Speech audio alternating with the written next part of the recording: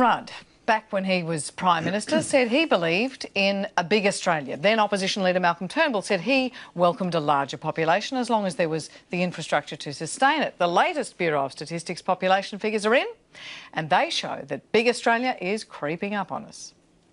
In 2015-16, Australia grew by more than 330,000 people. The Greater Sydney area absorbed another 82,000 people, pushing the population there over the 5 million mark. Melbourne is catching up, though, with 4.6 million people, and it's also growing the fastest at 2.4%. The third biggest city, Brisbane, increased by 1.8% and has about 2.4 million people. Peter Martin, we'll go to you. What are the economic arguments for a big Australia? Should we relax and think more people means more prosperity? More people does mean more prosperity. Oh, I'm getting all of these Twitter complaints already.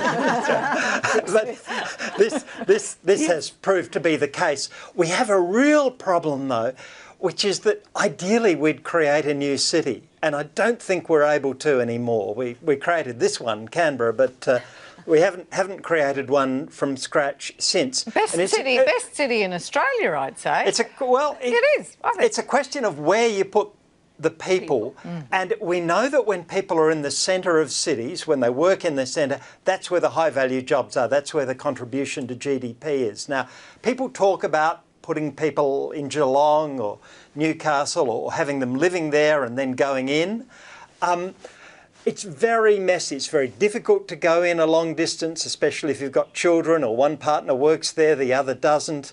The only answer, I think, to where to fit these people so they are productive... Out the back at your place. No. Well, that's it. And it's a very unpopular measure. Yes. It's infill. It's taking those suburbs and turning one house into two or three, and all of the people like me, like you, Ellen, say the not in my backyard people say, oh no, we couldn't possibly do that. That's what we're going to have to do. I've racked my brain. I can't think of Peter, another place to put these people who will make us richer. Not that complicated. So I just have to share a joke with you. No. Saul Eslake said the other day that there's too many bananas in Australia. Build absolutely nothing anywhere near anyone. Bananas. Or near me. Or particularly near Peter, and indeed, near me. I think we've made it too complicated. With an ageing population, do we need more people in Australia? Of course we do. And I think the other thing is that there is lots of, you can walk and chew gum at the same time. What we're seeing in examples like the Greater Sydney Commission that was created is a way of looking at social aspects to create new communities and grow communities. I think that all we have to do is say we're going to make the investment and people will come. And I know certainly when we go around the state of New South Wales to our members and you visit a town like Orange, there's this real willingness from community to say, how do we actually rejuvenate this place? I think it's a lot of low-hanging fruit, and I think we're overthinking it. I think we just need to start looking at some creative ways to grow what's already there. And yeah, you can come in my backyard too. But it's great, and I think population growth is, it's happening, and it's wonderful. But I think we have to be mindful in terms of planning, the available infrastructure, jobs, opportunities, because what we're going to see is a huge division, and I think because we have division between whom and whom? I think the division between, those who've got the have and have not, but also a division in our community, which Australia is a very culturally diverse society, right? More than a quarter of our population are born overseas. 28% as of the figures this week. Yeah. Well, 28%, there you go. So therefore, but from that point alone, we have not actually explained the need for population growth because of the ageing population. Because we dare not speak about this. Well, do you remember Kevin Rudd spoke about big Australia, didn't he, Peter? And just about bit his tongue afterwards when everyone said you can't talk about that. And we have people like Dick Smith is saying no, but the thing is, no is not good because I think Japan is the country that has no population growth. But they've got huge ageing population and they're kind of shrinking. So therefore, we don't want to go down that path. But when we're growing so fast, we've got to make sure that we carry the people and telling the people why there's a need for that growth, and there's proper planning.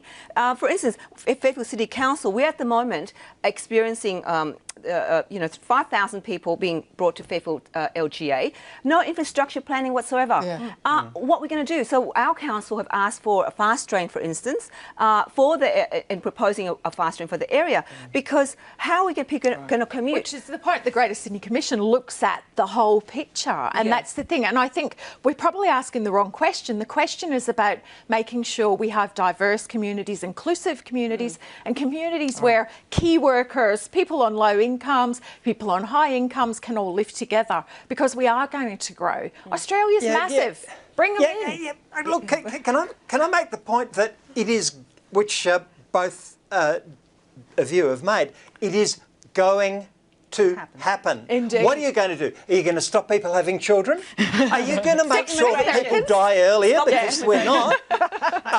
Are you going to stop immigration? Yes. Well, we have an open border with New Zealand. If the conditions are right, they'll come in. That's and right. if they're not right, they won't. Yeah. You can't control the population size. You can just work out what to do with it. All of these people who argue for a small Australia, Peter, it's not going to happen. Don't say you can't control on air. All right, the lively discussion. There's more to come. Stay with us. You're watching The Drum.